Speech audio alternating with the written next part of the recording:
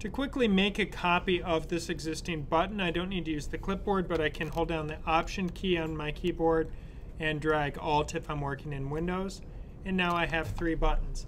Each one of these is going to signify this will allow me to navigate back to frame 1. This is going to allow me to navigate to frame 79. And this one will send me to approximately frame 38. 40 and 80 would have been better, but apparently I didn't animate quite as accurately as I intended. Now, one thing about working in ActionScript is to have something become interactive or to control something through code.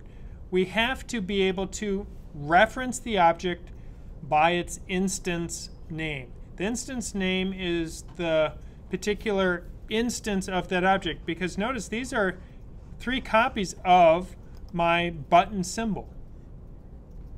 So if I just tell Flash, well, when I click on my button, send me to this frame, it will say, well, which button did you mean? So I have to give those buttons unique names, the same way that each one of you has a unique name. So when I say your name, on the days I remember it, I can reference you as a person. If we tell Flash the name of this button object, then we can make it work with the code. So my first button, I'm going to go in my property panel, and you'll notice in the property panel it says instance name. I'm going to click there and replace that by saying button 1. I will click on my next button, and I will click and say button 2. And I will click on my third button and say, obviously, button 3. So I have now named my objects. At this point, I can now make these become interactive buttons, no longer just having cool rollover, nifty, fancy effects, but I can, when I click on it, I can now tell Flash, go to a particular frame. So we'll start out with button 1. So I click on it so it's highlighted.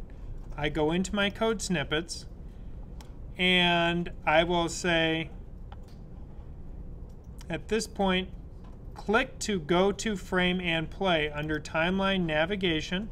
So if your snippets comes up, if nothing's twirled open, open up timeline navigation, and I will say, click to go to frame and play. So I double click on that, and it inserted some code. Now, if I look at the code that it provided me, I will see that there's quite a bit of commentary in here. And currently it says button 1 add event listener mouse event dot click fl underscore click to go to and play from frame function fl underscore click to go to and play from frame event mouse event type void, and then a curly brace go to and play. And now there's a number here and a closing curly brace. That number, if you look up at, in my code line number 19, it says instructions. Replace the number 5 in the code with the frame number you would like the playback head to move to when the symbol instance is clicked. So essentially, what it's saying is, replace the 5 with whatever frame number you want it to go to when you click on that button. Well, that's simple. I want this button to always bring me back to frame 1. So I will change the 5 and put in a frame 1. Now, if I save and test my movie, we're halfway through. If I click on it, oh, it brought me back to frame 1. And every time I click, I'm back to frame 1. So it's like Groundhog Day. We keep rewinding back in time, back to the beginning. So now, I will encourage you to then work on figuring out how to get it to go back to other frames. Now, I do realize that an interesting thing happened on that example. If I run my movie again, the button doesn't work. I'm clicking until I've run through completely once, and now it works. And when I study my timeline, I can see why that happened. This is actually kind of important. If I look, there's no action on frame 1. The action for that button doesn't show up until frame 79. Therefore, Flash does not have that code in memory until I got to frame 79, which is why I could click and click and click. Once I've gone through once, it now memorized the code and it works.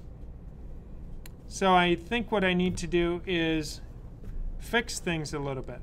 So I'm going to go into that code, and I'm going to get rid of the stuff I just put in.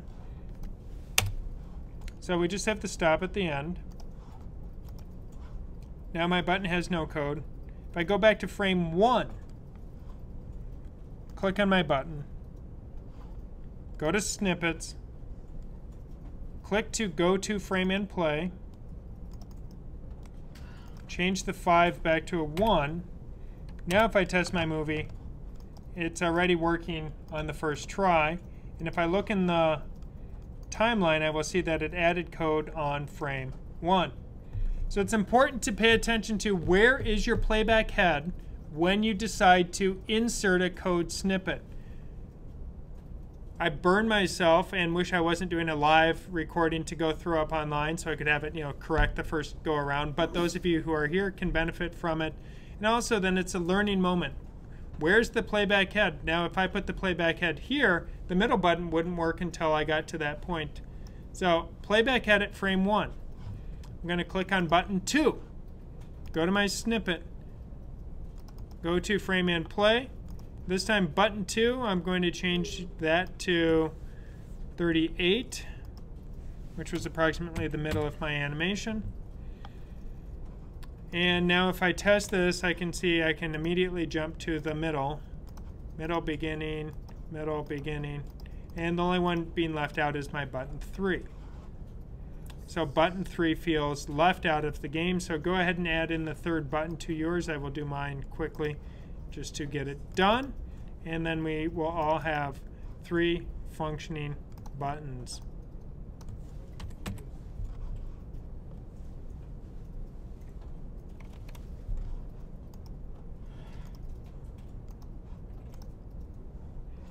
And it works. So the rule is pay attention to where is your playback head before you insert your snippet.